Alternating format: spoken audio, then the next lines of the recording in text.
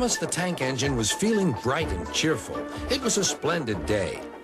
"Good morning," he whistled to some cows, but the cows didn't reply. "Never mind," said Thomas. "They're busy with their breakfast." Next, he saw Bertie. "Hello, Bertie. Care for a race today?" But all Bertie could say was, "Ouch! That's another hole in the road." "I'm sorry, Bertie," smiled Thomas. Thomas was still in good spirits when Bertie arrived at the next station. "Bad luck, Bertie. Now, if you were a steam engine, you would run on a pair of reliable rails." "Huh," replied Bertie. "The railway was supposed to deliver tar to mend the road 2 weeks ago. You can't trust a thing that runs on rails." "I run on rails. You can trust me, Bertie. I'll see if I can find out what's happened." And Thomas puffed away towards the big station.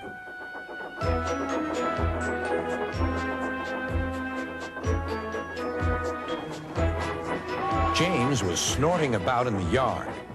"It's too bad," he grumbled. "Percy goes to work at the harbor and I do his job. Here, there, and everywhere. Take that!" "Oh," groaned the freight cars. "Just you wait. We'll show you." Gordon laughed. "I'll tell you what, James. If you pretended to be ill everywhere, you couldn't shunt freight cars here or go to the quarry there, could you?" "What a good idea," agreed James. "Look, here comes Thomas. I'll start pretending now." Thomas was sorry to see the engines looking miserable. "Cheer up," he puffed. "It's a beautiful day." "Yes," grumbled Gordon, "but not for James." "What's the matter?" asked Thomas. "He's sick," replied Gordon. "Yes, he is. I mean, I am," stuttered James. "I don't feel well at all." "Don't worry," said Thomas kindly. "I'll help out if you're ill." Gordon and James snickered quietly to each other.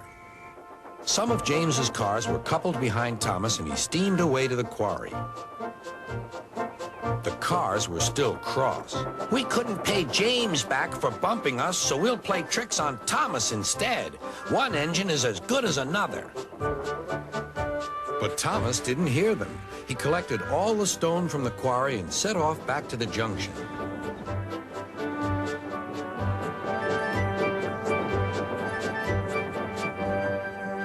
Danger lay ahead. "Now for our plan," giggled the cars. "Go faster, go faster." They pushed Thomas over the switches. "Slow down," called Thomas's driver and applied the brakes.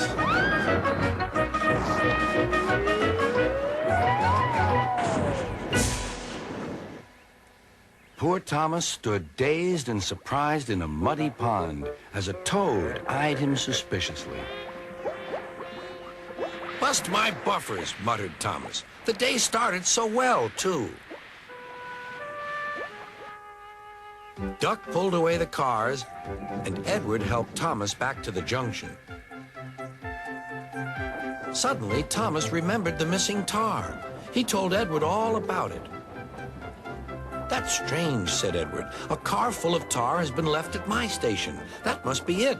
Driver will make sure it gets to Bertie now."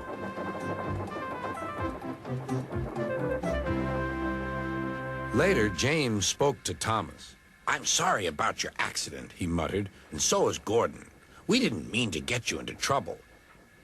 "No, indeed," spluttered Gordon. "A mere misunderstanding, Thomas. All's well that ends well." Just then, Bertie arrived. He looked much more cheerful. "My road's being mended now."